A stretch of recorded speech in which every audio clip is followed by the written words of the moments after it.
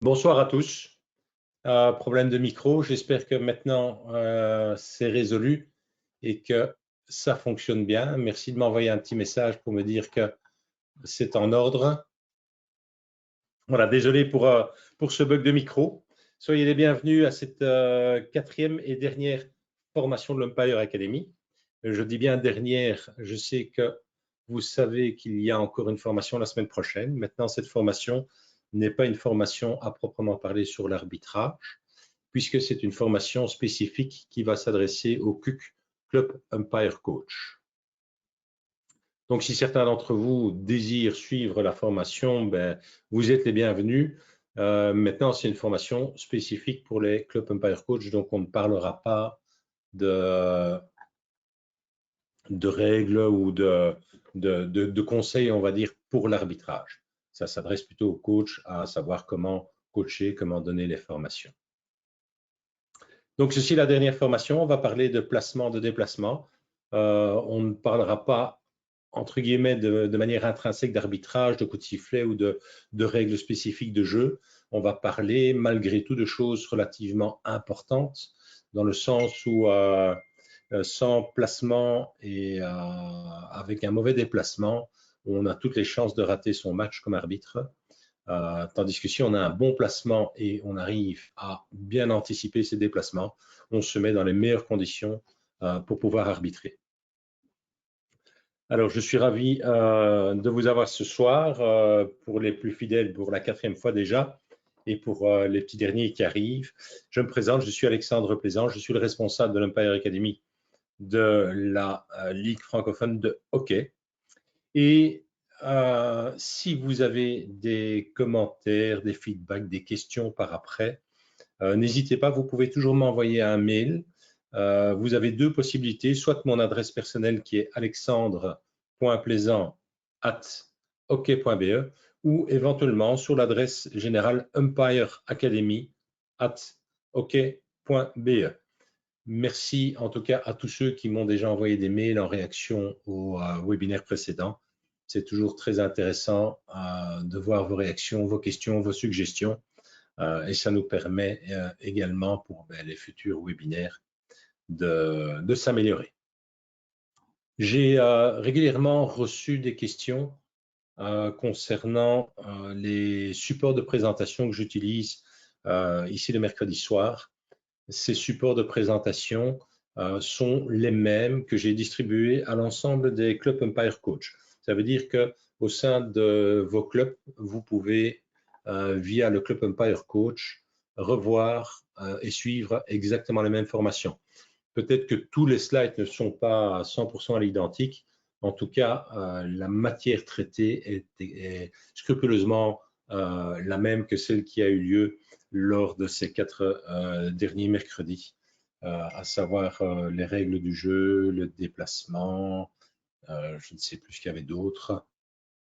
Oui, le coup de sifflet aussi, et la gestuelle. Voilà, ça c'est l'ensemble des matières qu'il faut maîtriser, on va dire, pour pouvoir arbitrer convenablement et prétendre à passer son examen de club umpire, chose à laquelle je vous invite tous.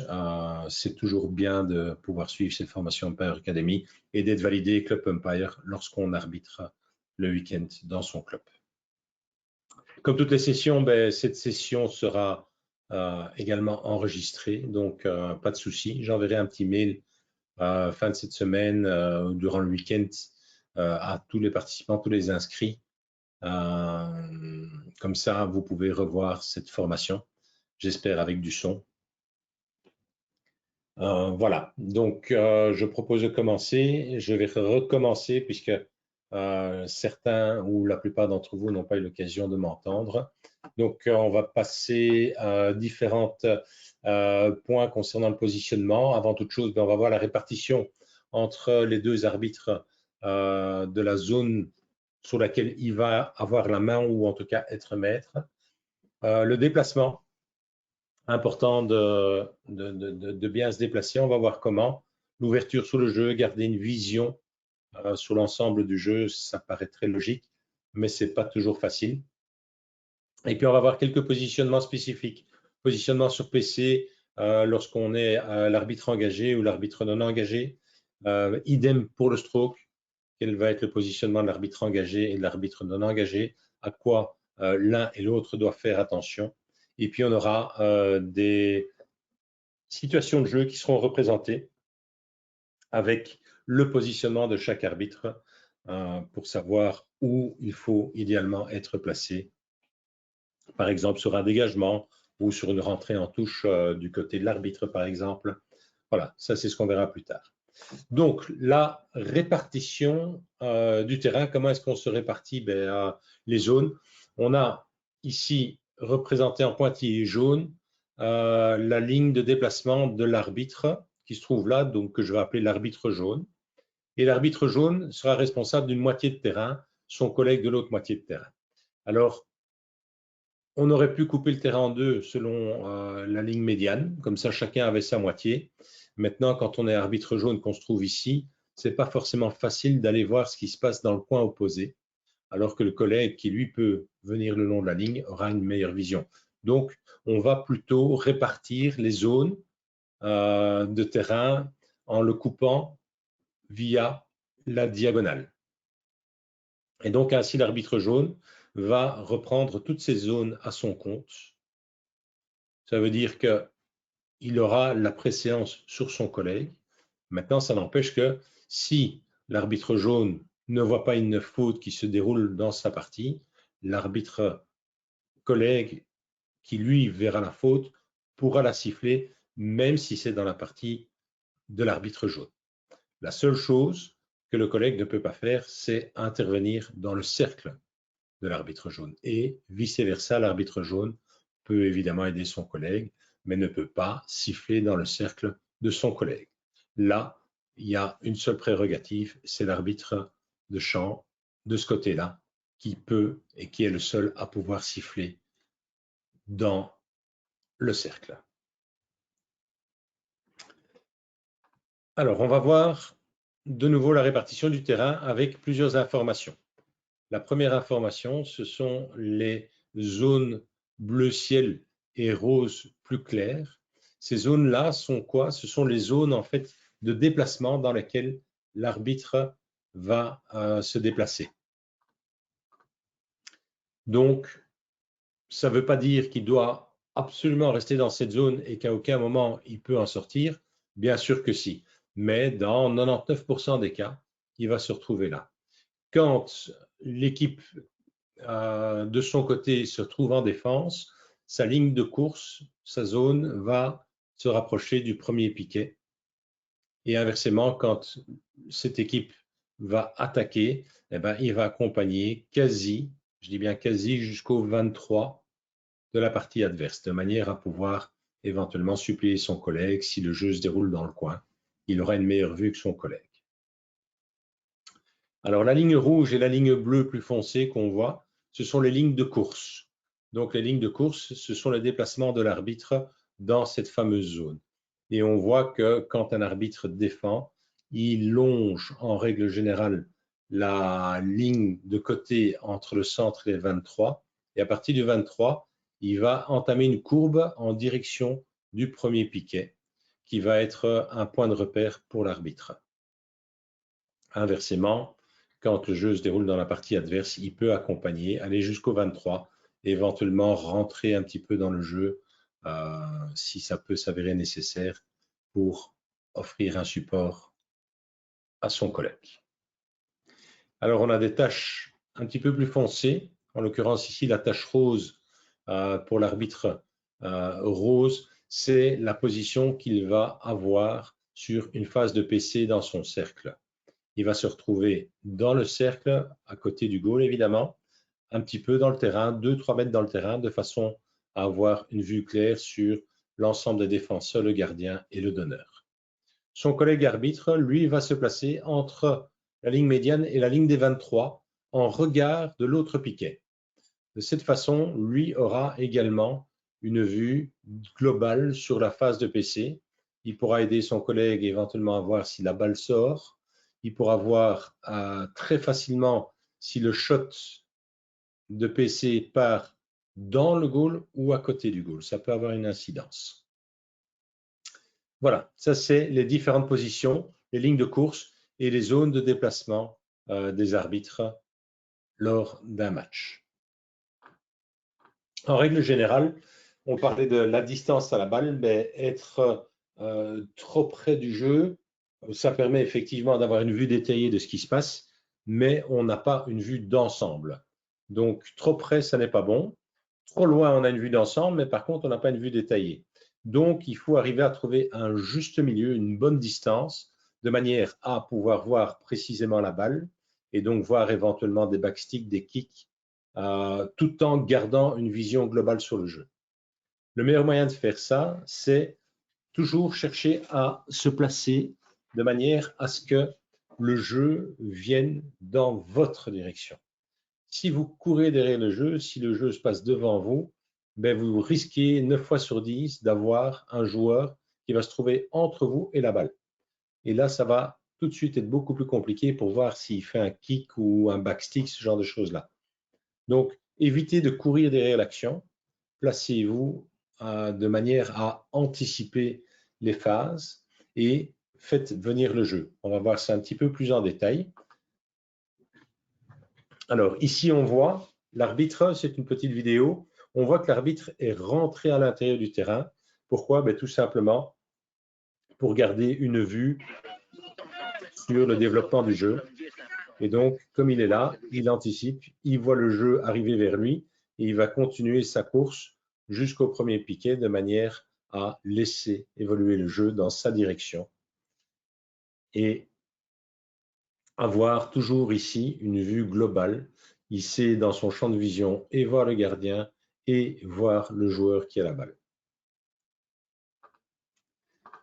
Ici, on va voir une deuxième vidéo avec un arbitre qui fait justement l'inverse, c'est-à-dire que on lui a appris à l'époque à rester près de sa ligne de côté.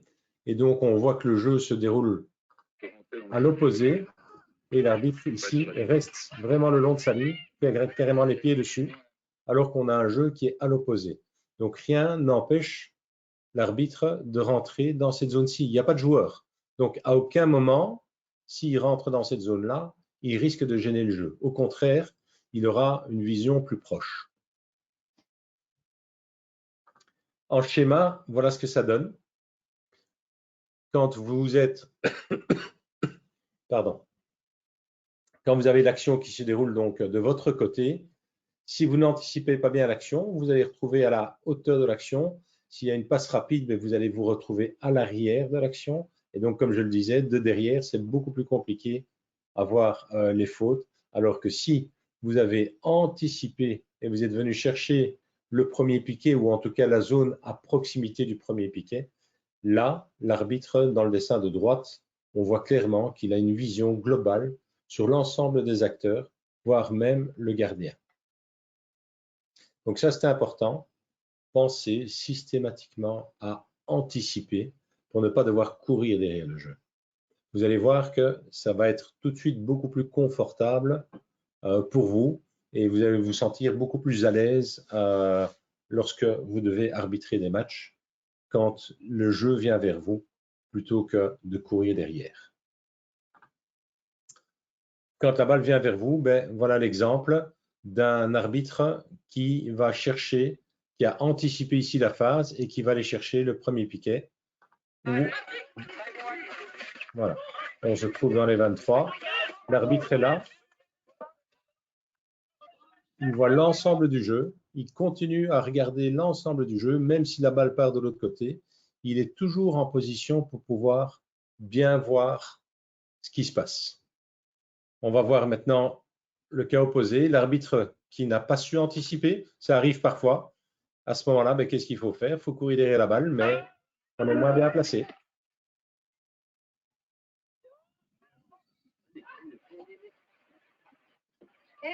Voilà. Alors, ce qu'il y a de bien, c'est que on voit que l'arbitre a bien respecté sa ligne de course, donc il vient chercher son premier piquet comme on l'expliquait dans l'exemple.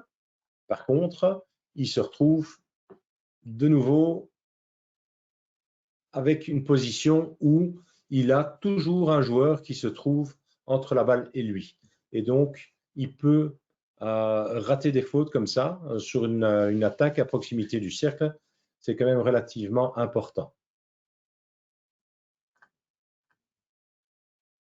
Le principe du premier poteau, ben, comme on l'a vu sur les lignes de, pardon, sur les lignes de course, on va rester à proximité de sa ligne de côté, surtout quand le jeu, évidemment, est de votre côté. Entre le milieu de terrain et les 23, on va rester à proximité de cette ligne. Et une fois qu'on arrive au 23, on va couper, prendre la diagonale pour aller chercher le premier poteau. De cette manière-là, ben, dès que vous êtes au premier poteau, automatiquement, le jeu viendra vers vous. Donc, vous l'aurez toujours en face de vous et vous aurez une vue globale sur l'ensemble du terrain. Maintenant, comme on le disait, le jeu est en mouvement, donc l'arbitre, une fois qu'il est arrivé à son premier poteau, c'est pas parce qu'il a son premier poteau que voilà, il a fini. Par moment, il faut pouvoir, si le jeu se déplace à l'opposé du terrain, à ce moment-là, il doit faire 2-3 pas à l'intérieur du cercle pour pouvoir voir le jeu qui se déroule de l'autre côté. On verra des exemples aussi. Donc, le premier poteau est un objectif en termes de direction, mais ça ne veut pas dire qu'on doit s'arrêter pour rester au premier poteau.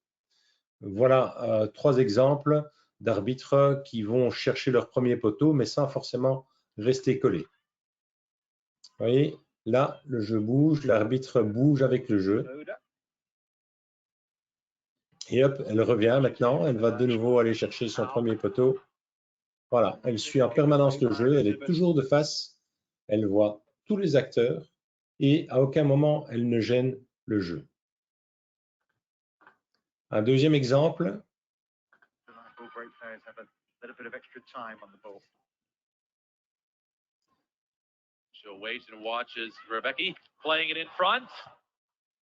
Et voilà, l'arbitre a gardé en permanence une vision. Si elle était venue se mettre derrière la ligne de fond, ben, elle n'aurait peut-être pas vu la phase là, donc rentrer de 2-3 mètres dans le terrain pour aller voir ce qui se passe de ce côté-là, c'est nécessaire aussi.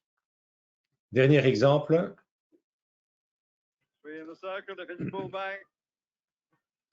Voilà, l'arbitre est à proximité de son premier poteau, le jeu vient vers lui, qu'est-ce qu'il fait? Il sort du terrain de manière à laisser les acteurs pouvoir occuper tout le terrain, tout en restant de face et en ayant une vision complète sur le jeu.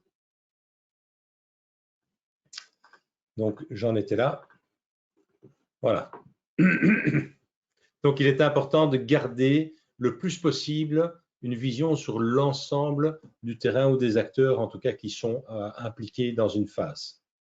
C'est important de rester sur cette vision ouverte du terrain pour son arbitrage, mais également pour le collègue aussi. Donc, n'oubliez pas que le corps arbitral durant un match, c'est une équipe. Il y a 2 arbitres, pas l'un contre l'autre, mais l'un avec l'autre. Donc, il y a toujours du soutien. On peut toujours montrer, faire signe à son collègue quand on a vu des choses que lui n'aurait pas vues éventuellement.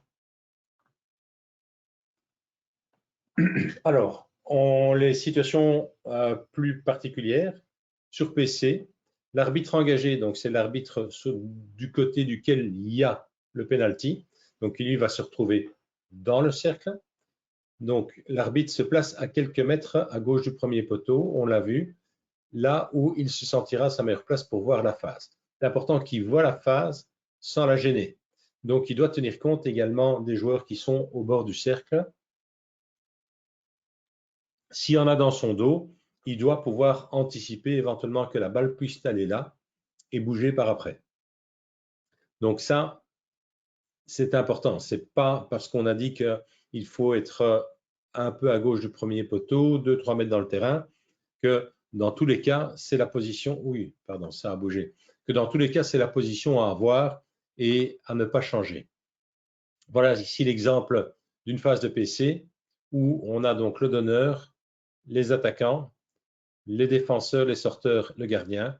Et donc, on voit l'arbitre qui se trouve 2-3 mètres dans le cercle à gauche du premier poteau. Comme j'expliquais juste avant, parfois, l'équipe qui attaque va mettre un attaquant vraiment ici à droite. l'arbitre peut rester là, mais doit être conscient qu'il y a un joueur qui va venir là et que donc, potentiellement, il peut être dans sa ligne. Donc, il devra toujours tenir compte de ce joueur-là, mais au départ de la phase, la position qu'il occupe là est la bonne position. Alors, l'arbitre qui est non engagé, donc le collègue, comme on a vu là tout à l'heure, il va se placer donc à hauteur du poteau gauche entre la ligne médiane et la ligne des 23. Son rôle est également important, même s'il ne pourra pas siffler dans le cercle, donc il ne pourra pas sanctionner. Malgré tout, il est là pour voir si le premier shot est dans le cadre ou pas. Ce n'est pas qu'il est interdit de shotter à côté du goal.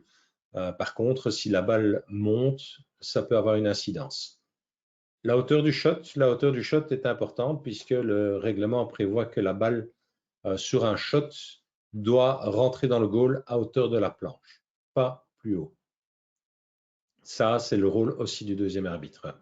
Il peut voir si les sorteurs sortent à temps, s'il y a des sliding tackles d'un défenseur, si la balle est bien sortie du cercle sur la phase de PC.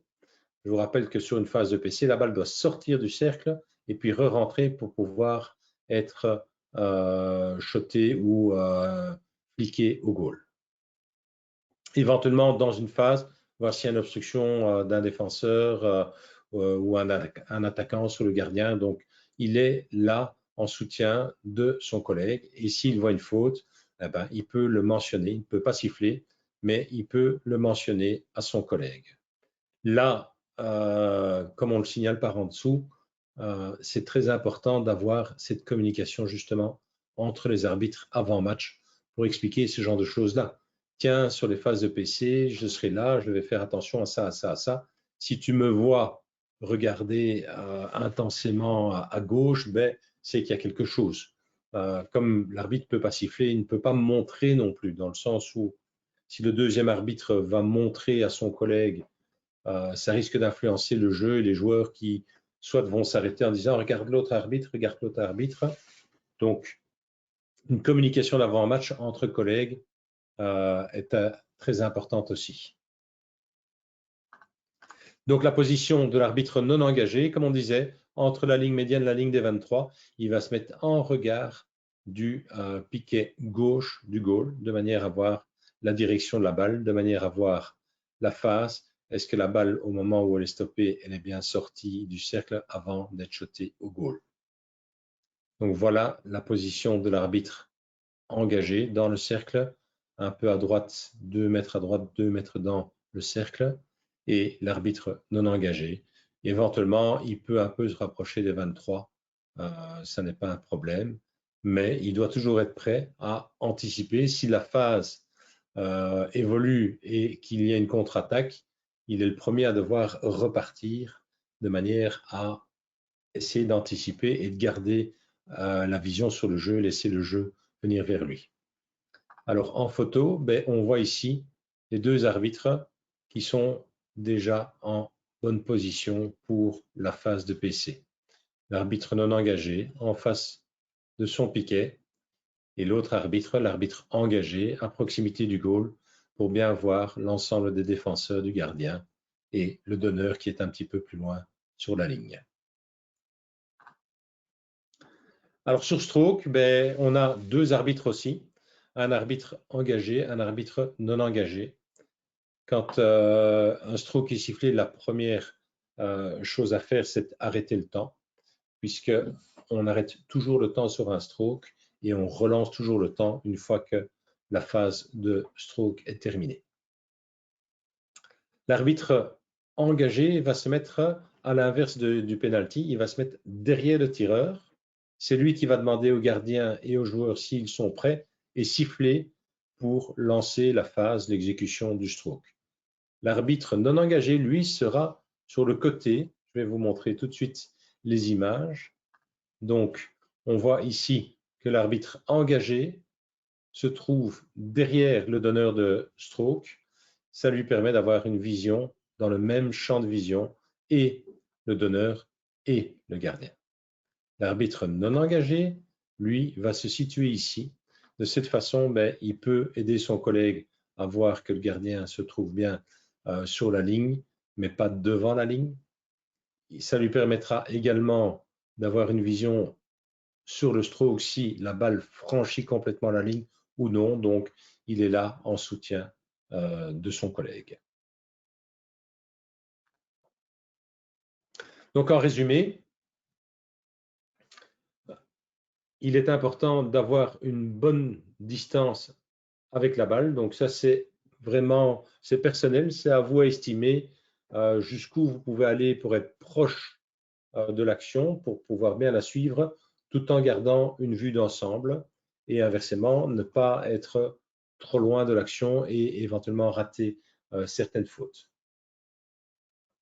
En termes de positionnement ou de déplacement, essayez d'anticiper les phases de façon à être en position quand l'équipe adverse attaque et que vous soyez déjà à proximité de votre premier piquet de façon à laisser le jeu venir vers vous et ne pas devoir courir tout le temps derrière l'action et être gêné par le porteur de la balle ou éventuellement d'autres joueurs qui seraient dans votre champ de vision.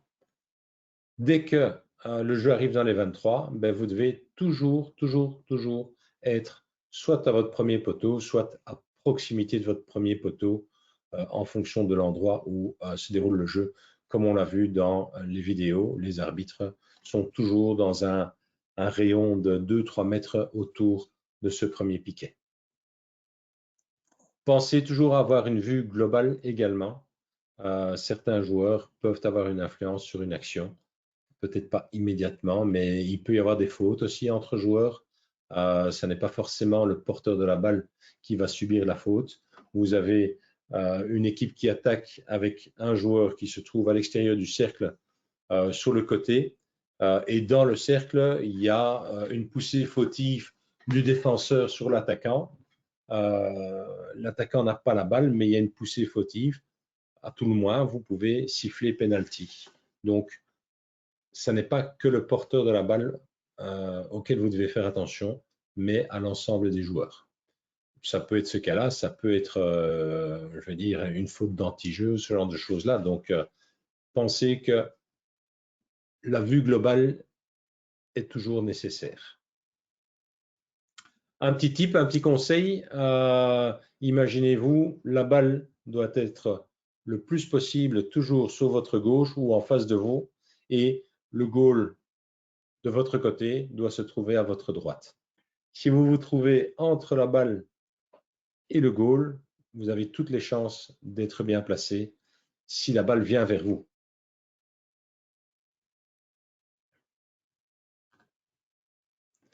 Alors, des situations spécifiques de jeu. On voit ici, c'est un début de rencontre, donc la balle est au centre, chaque équipe est de son côté et on a les deux arbitres qui vont se retrouver quelques mètres dans le terrain à hauteur de la ligne des 23. Ils ont à peu près la même position, donc au milieu, on va dire, de leur zone de déplacement, l'un et l'autre.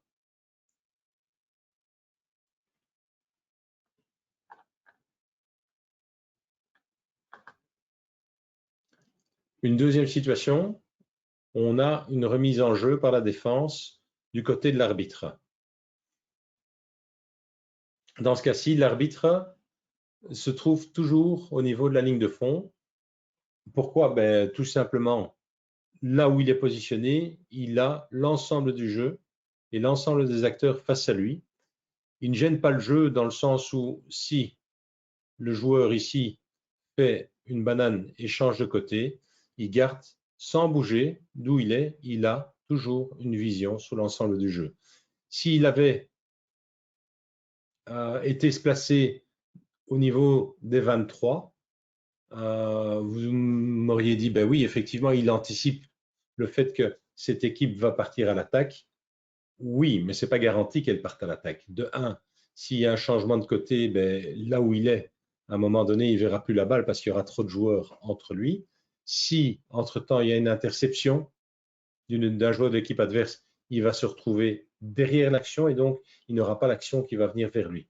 Donc, il peut rester là, c'est vraiment pas un problème. Une fois que la balle aura passé les 23 et que l'équipe bleue va construire sa phase d'attaque, à ce moment-là, il va se diriger vers son côté, vers la ligne des 23, pour éventuellement accompagner le jeu s'il va jusqu'à l'attaque. Par contre, s'il y a une paire de balles et que l'équipe adverse reprend, hop, il va revenir chercher de nouveau ce fameux premier piquet et cette zone où il sera en position pour voir le jeu venir vers lui.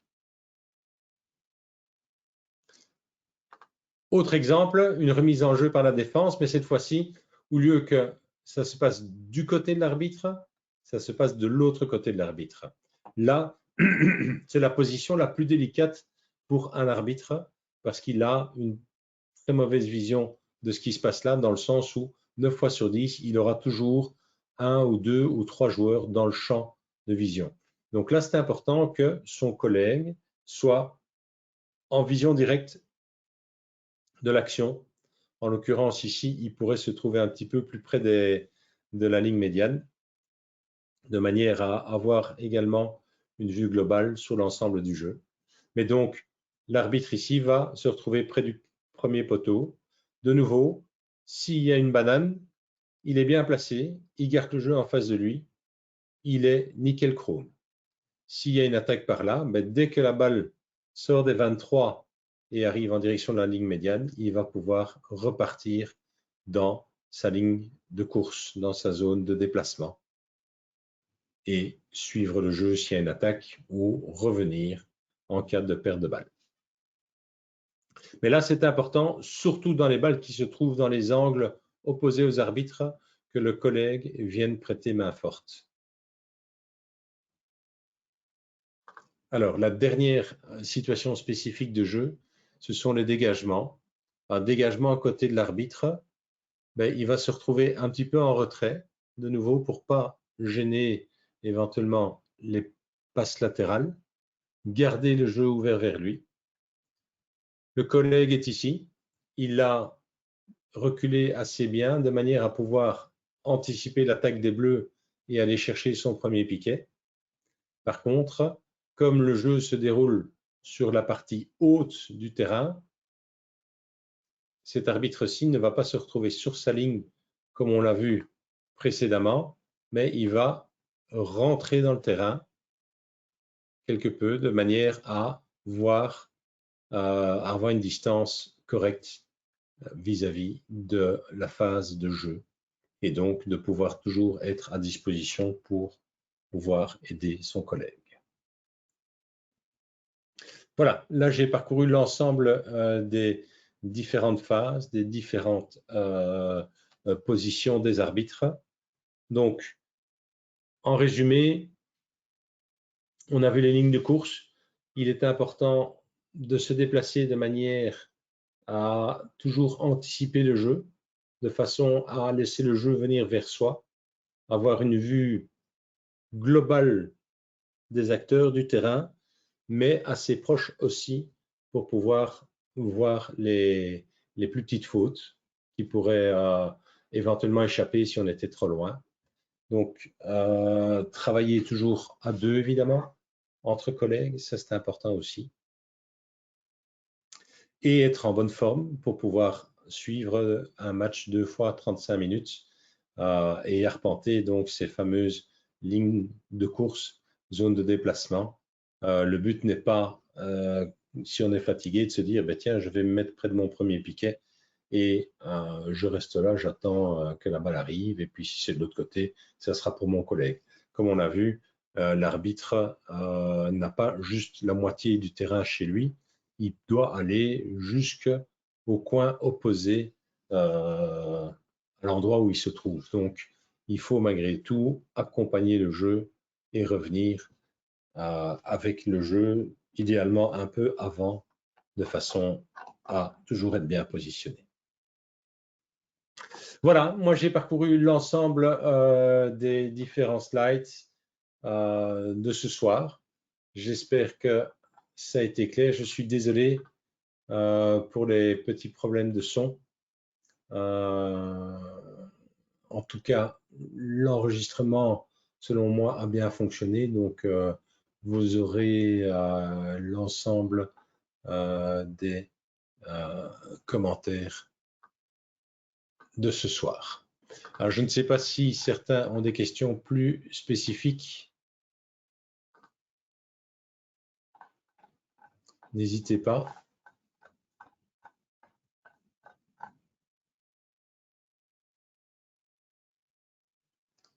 Je ne vois pas de questions qui arrivent, donc je vais alors terminer pour ce soir. Merci à vous d'avoir suivi cette formation. Et si vous avez des questions, ben, n'hésitez pas. Comme je l'ai dit au début, vous pouvez m'adresser directement vos emails à l'adresse alexandre.plaisant@ok.be ou à l'adresse umpireacademy@ok.be. Voilà, merci à tous pour votre présence et votre participation. Et ben, j'espère qu'on pourra se rencontrer sur le bord de terrain très rapidement. Merci et bonne soirée.